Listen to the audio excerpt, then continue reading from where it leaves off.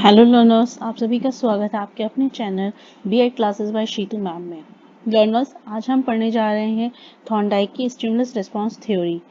ये जैसे कि आप देख सकते हैं, ये जो थ्योरी थी एडवर्ड थॉर्नडाइक ने दी थी, जो कि एक अमेरिकन साइकोलॉजिस्ट थे। इनका जो बर्थ था वो 31 अगस्त 1874 में हुआ था। एडवर्ड थॉर्नडाइक जो थे, उन्होंने बहुत सारे एक्सपेरिमेंट्स कंडक्ट किए थे डॉग्स पे, कैट्स पे, मंकी पे, ताकि वो जो ह्यूमन बीइंग्स की लर्निंग प्रोसेस है उसको समझ सकें। और उनका जो सबसे फेमस एक्सपेरिमेंट था वो कैट पे था। अब हम इसकी एक्सपेरिमेंट की डिटेल्स पढ़ेंगे। थॉर्नडाइक ने क्या किया था, सबसे पहले एक केज बनाया था कैट के लिए, और उस केज को इस तरीके से डिज़ाइन किया था कि जब भी कैट उसमें जो प्रेजेंट लैच है उसको प्रेस करेगी तो वो बाहर आ सकेगी। और इस केज को उन्होंने नाम दिया था puzzle box.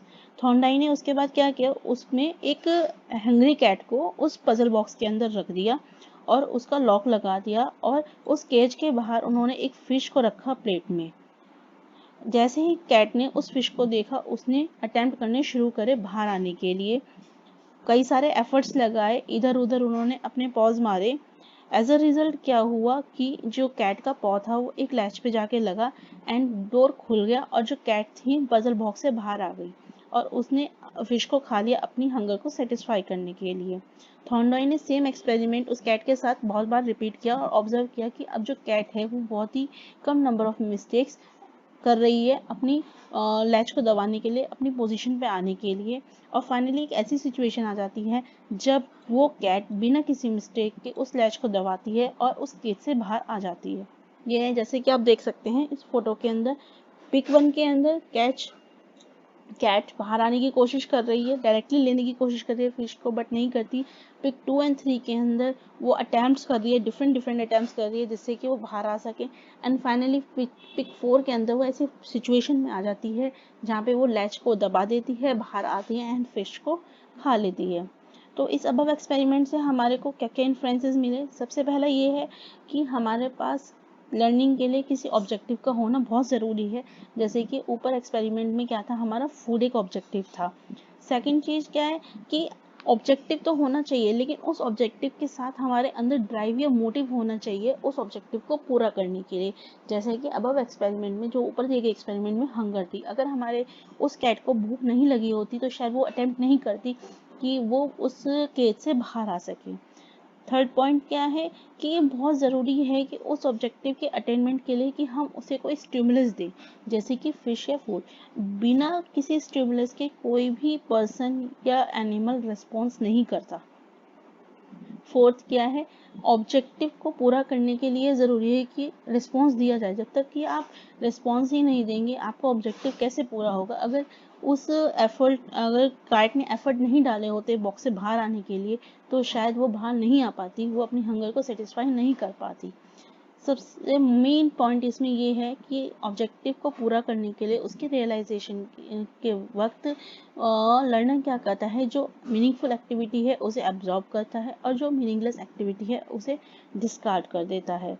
As a result क्या होता है कि उसके नर्वस सिस्टम के अंदर एक पावरफुल रिलेशनशिप बन जाती है स्टिमुलस और रेस्पॉन्स के बीच में, जो कि उसको फ्यूचर में जाके हेल्प करती है।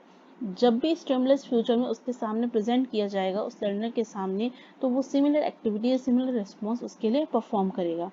इस व्यू को देखते हुए थॉर्नडाइक के व्यू में लर्निंग जो है वो स्टैब्लिश करती है पावरफुल रिलेशनशिप, बॉन्ड्स स्टिमुलस के बीच में, रेस्पॉन्स के बीच में। दैट्स वाई इसको क्या कहा गया, SR theory, trial and error theory, या फिर बॉन्ड थ्योरी। अब इसकी शॉर्टकमिंग क्या थी इस थ्योरी की। सबसे पहली शॉर्टकमिंग इसमें ये थी कि ये जो एक्सपेरिमेंट था वो एनिमल्स पे परफॉर्म किया गया था, और ये एक्सपेरिमेंट फुली मैन की लर्निंग प्रोसेस पे अप्लाई नहीं होता। नेक्स्ट ये था कि इस थ्योरी के अकॉर्डिंग क्या था कि लर्निंग के लिए स्टिमुलस का होना बहुत ज़रूरी है, बट ऐसा मैन के केस में ज़रूरी नहीं होता। कभी कभी मैन क्या होता है, बिना किसी स्टिमुलस के लिए भी वो रिस्पॉन्स देता है और चीज़ें सीखता है।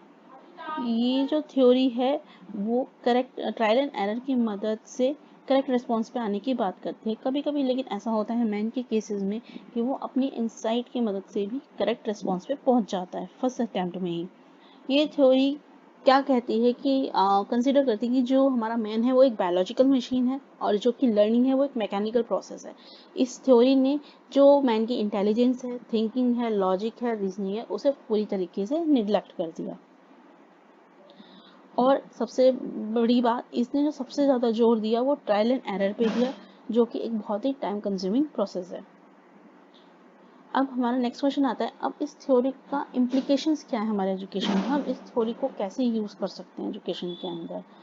सबसे पहले चिल्ड्रन को मोटिवेट किया जाए लर्निंग के लिए, और वो कैसे करेंगे, हम जो हमारा ऑब्जेक्टिव है उसे क्लियरली एक्सप्लेन करके स्टूडेंट्स को। सेकंड क्या, इन्फेंट्स जो होते हैं वो हमारे ट्रायल एंड एरर की मदद से ही ज़्यादा सीखते हैं, तो उन्हें अपॉर्चुनिटी दी जाए इस मेथड से लर्न करने की।